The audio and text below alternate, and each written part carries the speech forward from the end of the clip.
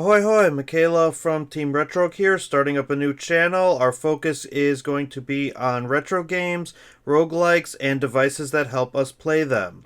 So here we have a controller, which we're going to quick review. This is an Elitist S Controller by BigBigWon. Got this on Amazon for about $40, which, considering Switch controllers start at $60, it's a pretty big deal. If you look at the box here, it says Play Big, One Big. We're going to put this controller through its paces and see if it's worth the purchase. This is going to be a very honest review. This is the first product we're reviewing, but with all our reviews, we're going to start with a general unboxing. Then we're going to look at, can it play retro games? Can it play roguelikes? And then we're going to do some final impressions, so let's get into it. So let's start with an unboxing. It's got a short piece of tape at the top here. We get our trusty knife, and we're just going to slice that tape open.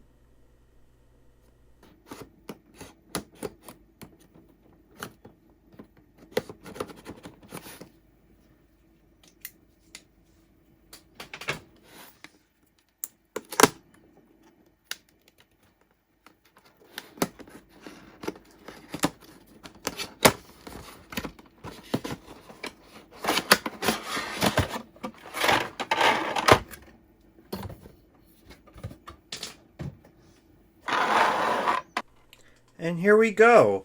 We have micro USB. I'm a little bummed out that it does not use USB-C for charging, but I have enough micro USB devices that it doesn't bother me that much.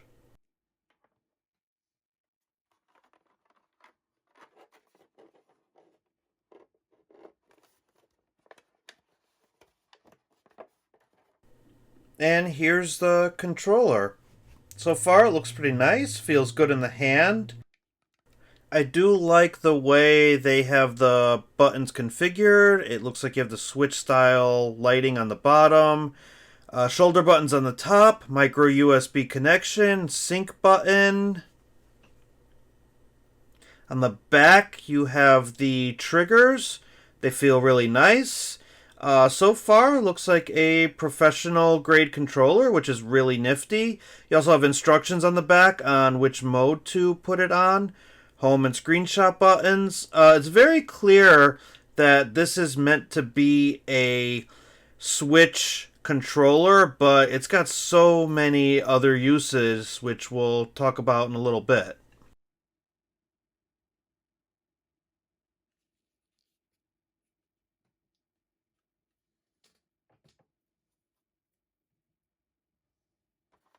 Here is the USB dongle for Windows. This will also work on other devices such as Raspberry Pi and pretty much anything that has a USB slot.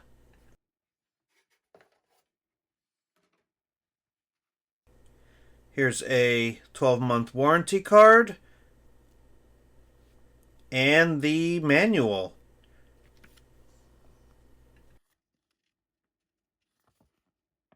That's all that's in the box. So let's start testing this thing and let's put it through its paces and see what it can do and what it's compatible with. So the first thing we're going to test this on is an original model Nintendo Entertainment System. This is my Nintendo from when I was a child. And we're going to use an 8-bit DOE Bluetooth adapter to attempt to connect it to the Nintendo. This is the same adapter that I use for my Switch-style NES controller, so I can play wirelessly when I am playing on my original model NES. Because this dongle works with the Switch-style NES controllers, Joy-Cons, and the Switch Pro controller, I'm going to hope that it also works with the Elitist S.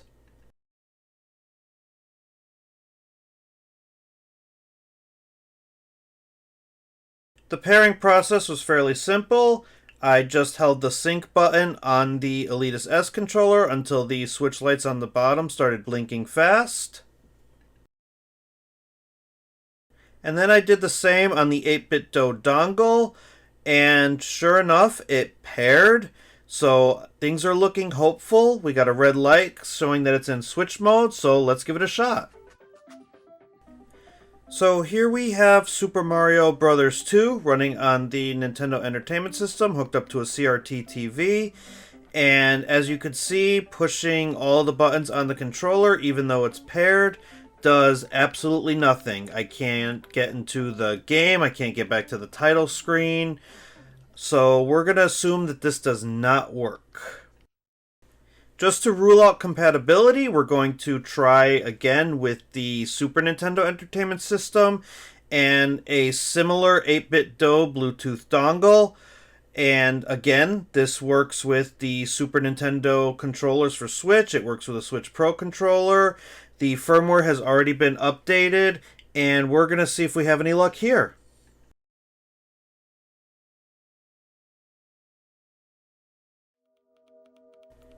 So here we are playing Star Fox again on the original Super Nintendo Entertainment System on the same CRT TV. Same problems with the Bluetooth dongle. It is not working in Switch mode. I also tried running it in Android mode. Same problem. The buttons are not responsive.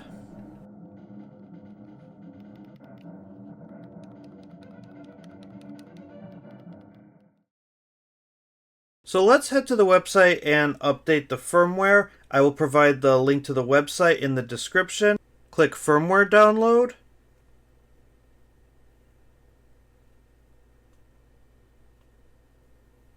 And let's extract the file. So right-click the zip. Click Extract All.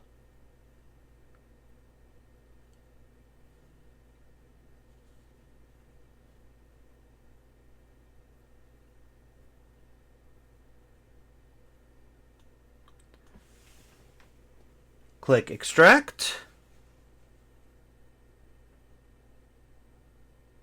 And open up the exe that shows up in the folder.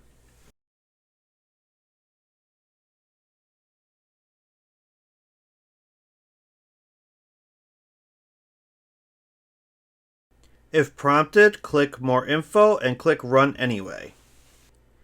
And let's connect the controller to the computer. Now, it's very important to hold down the function button while you are plugging it in. If you see that yellow light on the bottom, that means you're in recovery mode. And all you have to do is click Update Firmware and click Yes to confirm. Now that our firmware is updated, we're going to run just one more test. And just to see if the firmware update gave us compatibility with these 8-bit Do dongles, we're going to try one more time, this time with an NES Classic.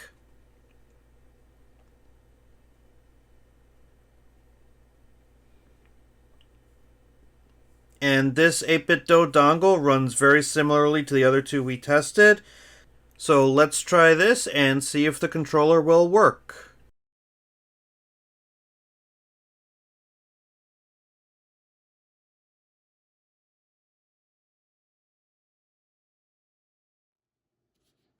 So here we are playing Super Mario Bros. 3 on the NES Classic. And as you can see, we're pairing. We are paired in Switch mode. And the buttons are still not responsive. So we can come to the conclusion that this will not work with any 8-bit Do dongles or adapters.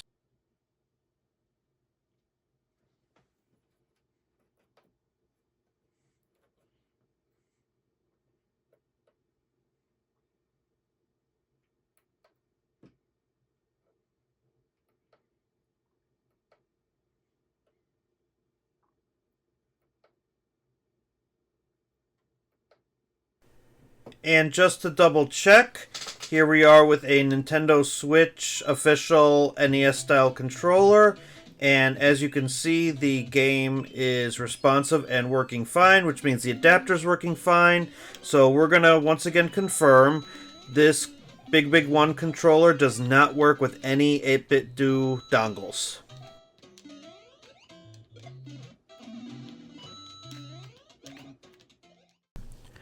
So we're going to test this controller on a Retroid Pocket 2, which is an Android emulation device running on Lineage OS. This device normally comes shipped with Android 6, which can upgrade to Android 8, but the process is the same. You go to Settings, Bluetooth, go to Pair New Device. We're going to grab our controller, and we're going to hold the sync button and the A button at the same time to put it into Android mode.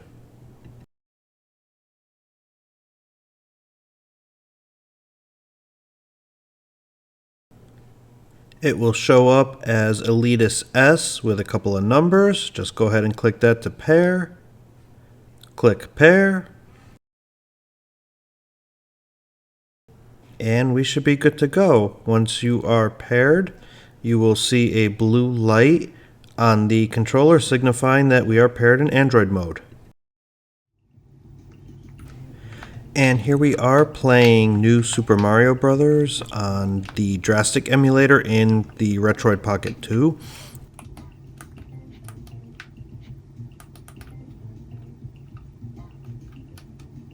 Seems pretty smooth. We can switch the screens. We can access the emulator's menu settings right through the controller. And let's try out some gameplay.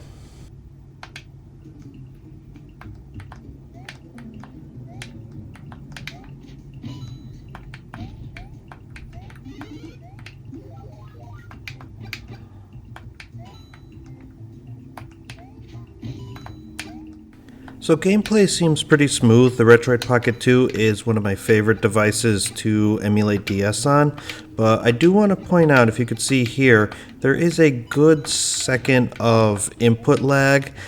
Using the Drastic emulator on the Retroid Pocket 2 was the only time that I saw any type of input lag using this controller, but it was worth mentioning. Here I am on the Pieboy DMG, trying to use the included dongle that came included with the device, and the controller doesn't seem to be responding. So it was at this moment that I had a feeling something might have been up with the controller. So I decided to reach out to Amazon and go ahead and process a return for a new controller. Before boxing up the return, I went ahead and connected to the Raspberry Pi using a Bluetooth connection, and here I am playing Ikaruga for the Dreamcast using the Redream emulator, and things seem to be running very smooth. There doesn't seem to be any noticeable input lag through Bluetooth, and the gameplay is pretty solid. So I would say that if we can get this dongle situation figured out, then we'll be okay.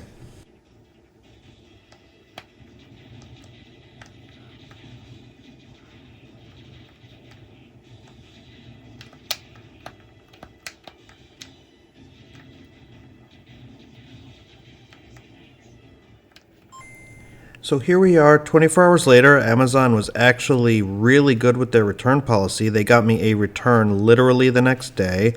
So I dropped off the original controller. So this is a brand new controller, and we're connected using the USB Windows dongle, and we are perfectly fine. We have a green light at the bottom to signify that we are connected to the dongle in Windows mode, and everything is responsive and nice. Here we are playing Super Mario Land 2, 6 golden coins for the Game Boy, one of my favorite Game Boy games. Things are looking very responsive, and now that I have a replacement controller and a replacement dongle, I am actually very pleased with how this controller is performing. I do need to point out how creepy this pumpkin zone is in this game, though. I mean, this is the only Super Mario game that I know of that has moving Jason Voorhees hockey mask heads with knives in them, and I don't know, for a Mario game, that's pretty darn creepy.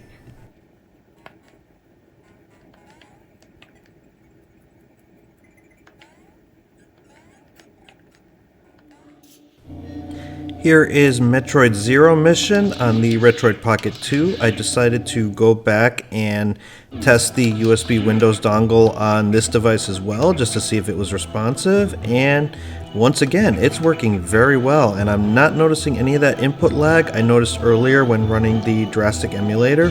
So if you want to connect to one of these single board computers using USB-C and a USB-C to USB-A adapter, it is a perfectly viable option for this controller.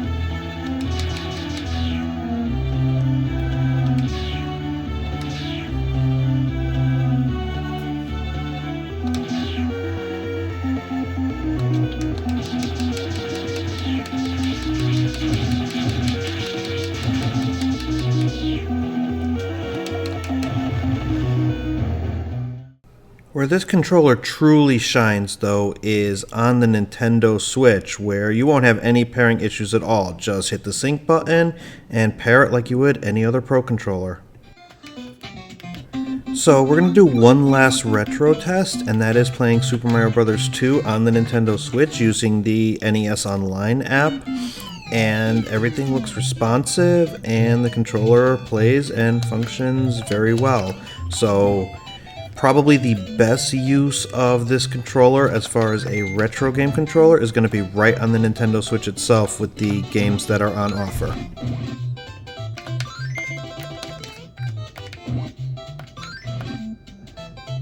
Now, we've done a lot of extensive testing, but I think we can conclude that yes, it can play retro games.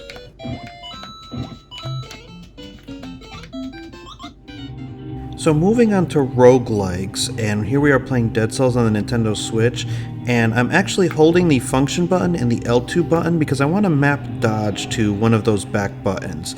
So once that function button turned yellow, all I had to do was hit the back button again, and I was able to, sure enough, map the dodge mechanic to one of the back buttons, which made it a lot easier to dodge, which we know dodging in roguelikes is an absolute necessity.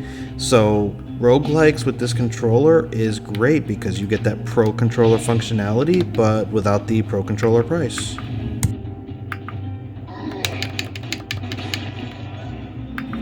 Anytime I am dodging in this footage, I am actually dodging using the back bumper, and I just found it a lot easier to play Dead Cells as a result, and I found my runs getting a little bit more improved with each time just because I was able to respond a lot quicker.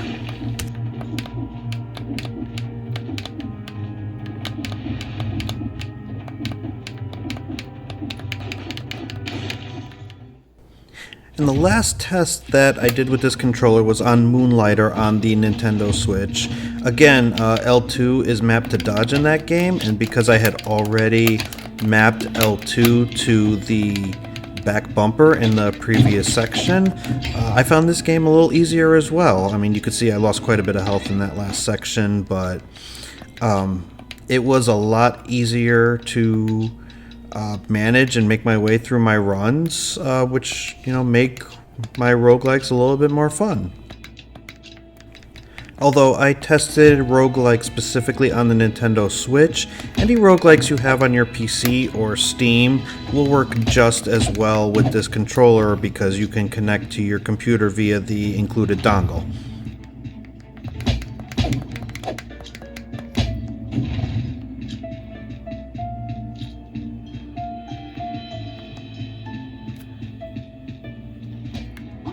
So even though I only tested 2 roguelikes, I think that was enough to successfully say that yes, this controller can play roguelikes.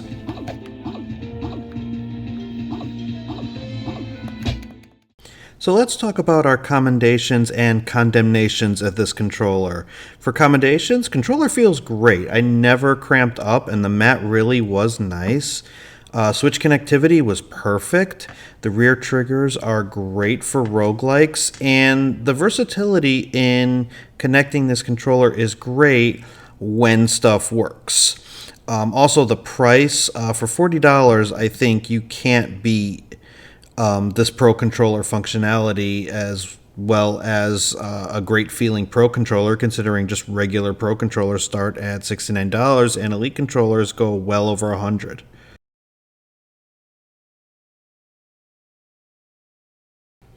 I only have a couple of condemnations. I really wish this controller worked with those 8-bit DO dongles so that I can use it with the original hardware that I have. Also, I was a little disappointed that my original controller had defective parts. Thankfully, Amazon has a very good return policy, but if you buy it anywhere else, you may run into trouble if you have parts that don't work.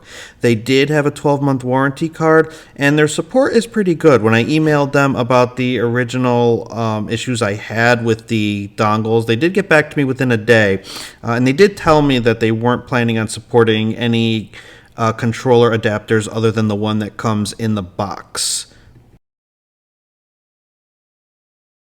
Overall, despite the small hiccups that I have, I absolutely would recommend this controller, and that's an honest assessment given that I bought this with my own money. However, I would say that it is a good value for the amount that you're paying, and hopefully it will be long-lasting. That's going to wrap it up for the first product review of this channel. It can play retro games, it can play roguelikes. If this video was helpful or you liked it, please subscribe, please like. We're a new channel, so every little bit helps. Thanks for watching. Bye for now, and don't stop believing.